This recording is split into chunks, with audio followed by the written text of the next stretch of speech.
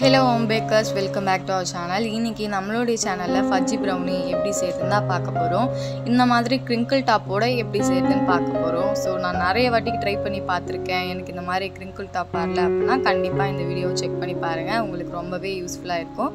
சரி வாங்க இப்போ நம்ம வீடியோக்குள்ள போய் எப்படி செய்யறதுன்னு பார்க்கலாம். First இந்த ஃபஜ்ஜி ப்ரௌனி செய்யறதுக்காக நான் வந்து ரூம் டெம்பரேச்சர்ல இருக்க டார்க் காம்பவுண்ட் வந்து எடுத்துர்க்கேன். நான் இன்னைக்கு 2mm பிராண்ட் தான் யூஸ் பண்ணிருக்கேன். அது ரொம்பவே நல்லா இருக்கு.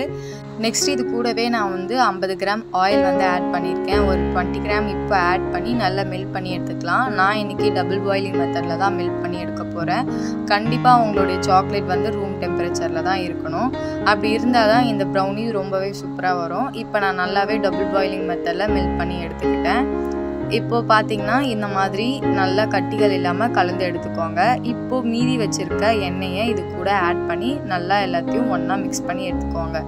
நம்ம டார்க் காம்பவுண்ட் வந்து ரூம் டெம்பரேச்சர்ல இருக்கிறதுனால ஒரு 2 மினிட்ஸ் வரைக்கும் நீங்க வச்சு எடுத்தீங்க அப்படின்னா அதுவே கரெக்டா இருக்கும். அதுக்கு மேல வச்சீங்கன்னா நம்மளுடைய சாக்லேட் ரொம்ப திரி ஆயிடும். இப்போ இன்னொரு பவுலில் சுத்தமாக இருக்கணும், தண்ணி இல்லாமல் பார்த்துக்கோங்க. இருந்தா அப்படின்னா ஒரு டிஷ்யூ வச்சு நல்லா க்ளீன் பண்ணி எடுத்துக்கோங்க.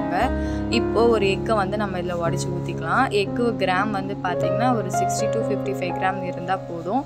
அதை வந்து ஒரு மீடியம் சைஸ் எக்காக பார்த்து எடுத்துக்கோங்க. இப்போ இதை நல்லா உடச்சி ஊற்றினதுக்கப்புறமா இது கூடவே நம்ம வந்து எசன்ஸை வந்து ஆட் பண்ணிக்கலாம். நான் இன்றைக்கி வந்து பார்த்திங்கன்னா வெனிலா எசன்ஸ் தான் ஆட் பண்ண போகிறேன். நம்ம எடுக்க போகிற பவுலில் கண்டிப்பாக தண்ணி இல்லாமல் பார்த்துக்கோங்க. சப்போஸ் நீங்கள் க்ளீன் பண்ணி வச்சுருக்கீங்க அப்படின்னா நல்லா ஒரு டிஷ்யூவை போட்டு நல்லா வைப் பண்ணி எடுத்துகிட்டு அதுக்கப்புறமா எக்கை ஆட் பண்ணிக்கோங்க. எக்கை ஆட் பண்ணும்போது நம்ம அதில் வாட்டர் இருந்தது அப்படின்னா நம்மளுடைய எக்கு வந்து நல்லா ஃப்ளஃபியாக வராது. இப்போ இது கூட வெனிலா எசன்ஸ் வந்து நான் 1 டேபிள் ஸ்பூன் ஆட் பண்ணிக்கிறேன்.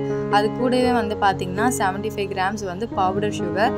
நீங்கள் பவுடர் சுகர் வந்து ஆட் பண்ணும்போது எப்போ செய்ய போகிறீங்களோ அப்போ வந்து மிக்சியில் போட்டு நல்லா அரைச்சிக்கோங்க. இது நார்மல் நம்ம வீட்டில் இருக்க சுகரை வந்து பவுடர் பண்ணி எடுத்துட்டு அதுக்கப்புறமா 75 கிராம்ஸ் இருக்க மாதிரி மெஷர் பண்ணி எடுத்துக்கோங்க.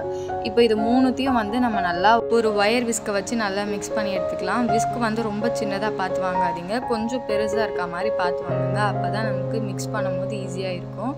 இப்போது இந்த சுகர் வந்து நல்லா டிசால்வ் ஆனால் போதும். இப்போ இதை நல்லா டிசால்வ் ஆகிடுச்சு. இது கூடவே வந்து பார்த்திங்கன்னா நம்ம ட்ரை இன்க்ரீடியன்ட்ஸ் வந்து ஆட் பண்ணிக்கலாம். இது கூட வந்து பார்த்திங்கன்னா ஃபஸ்ட்டு ஒரு 20 கிராம்ஸ் வந்து கொக்கோ பவுடர் வந்து நான் ஆட் பண்ணியிருக்கேன். நான் இன்றைக்கி வேன் உட்டனுடைய கொக்கோ பவுடர் தான் எடுத்திருக்கேன். நம்ம லோக்கலில் கிடைக்கிற கொக்கோ பவுடர் யூஸ் பண்ணும்போது அந்த கொக்கோ பவுடர்லாம் மண் அதிகமாகவே இருக்கும். ஸோ இதெல்லாம் அவாய்ட் பண்ணுறதுக்கு நல்ல ஒரு பிராண்டான கொக்கோ பவுடர் வந்து யூஸ் பண்ணிக்கோங்க. அப்போ தான் கஸ்டமர்கிட்டேருந்து நமக்கு கம்ப்ளைண்ட் வராமல் இருக்கும். நெக்ஸ்ட் இது கூட ஒரு 50 கிராம்ஸ் வந்து மைதா ஆட் பண்ணி நல்லா வந்து சளிச்சு எடுத்துக்கலாம், கட்டிகள் இல்லாமல். இப்போ இதை நல்லா சளிச்சு எடுத்ததுக்கப்புறமா நம்ம மிக்ஸ் பண்ணலாம். இப்போது மிக்ஸ் பண்ணுறதுல தான் எல்லாமே இருக்குது. நமக்கு கிரிங்கிள் டாப் ஒழுங்காக வரணும் அப்படின்னா நம்ம ஓவர் மிக்ஸ் பண்ணோம் அப்படின்னா கண்டிப்பாக கிரிங்கிள் டாப் வராது. ஸோ எப்படி மிக்ஸ் பண்ணணும்னு சொல்லிட்டு நான் உங்களுக்கு சொல்லித்தரேன். ஃபஸ்ட்டு இந்த மாதிரி ஒயர் விஸ்கை வச்சு கட் அண்ட் ஃபோல்டு மெத்தட்லையும் மிக்ஸ் பண்ணலாம். அப்படி இல்லைன்னா நம்மளுடைய ட்ரை இன்க்ரீடியன்ட்ஸ் வந்து அந்த எக்கோட நல்லா டிசால்வ் ஆகணும்.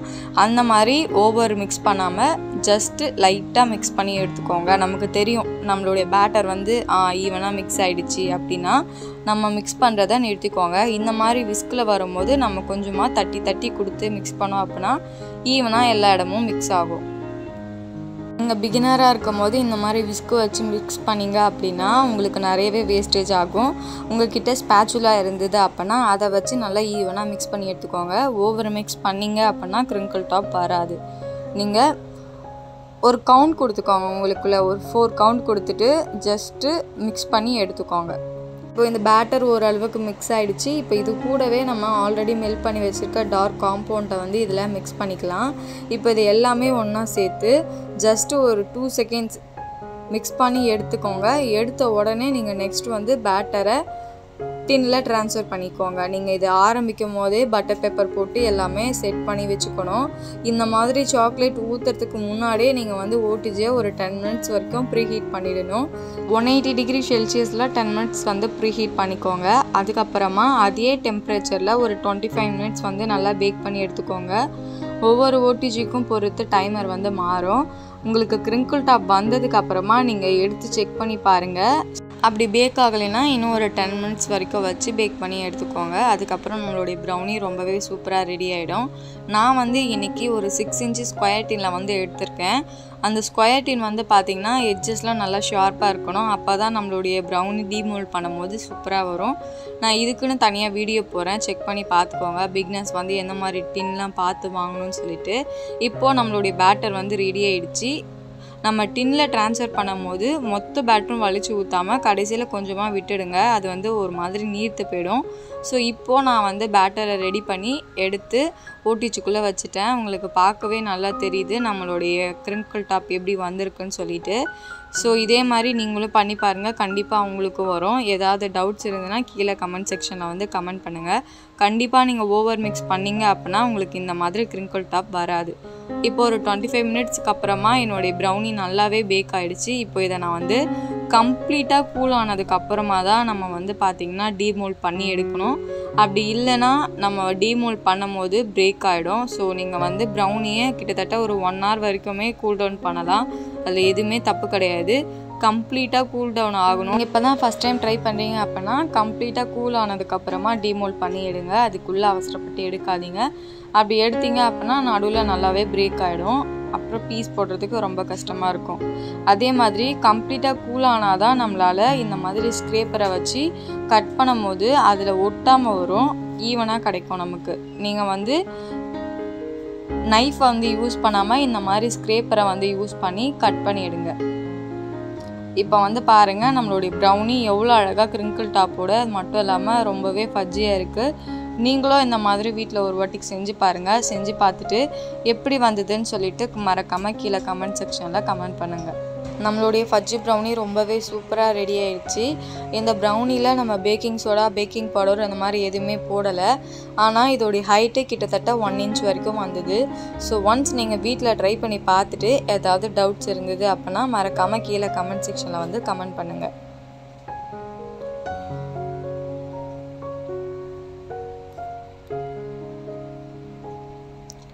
ஸோ இப்போ இது எப்படி பேக் பண்ணுறதுன்னு பார்க்கலாம். இந்த மாதிரி பிவிசி பாக்ஸ் வந்து எல்லா பேக்கிங் மெட்டீரியல் ஷாப்லேயும் கிடைக்கும். நான் வந்து ஒரு பீஸ் வந்து 4 ரூபாய்க்கு வாங்கியிருந்தேன். இது வந்து 100 ml பாக்ஸ்.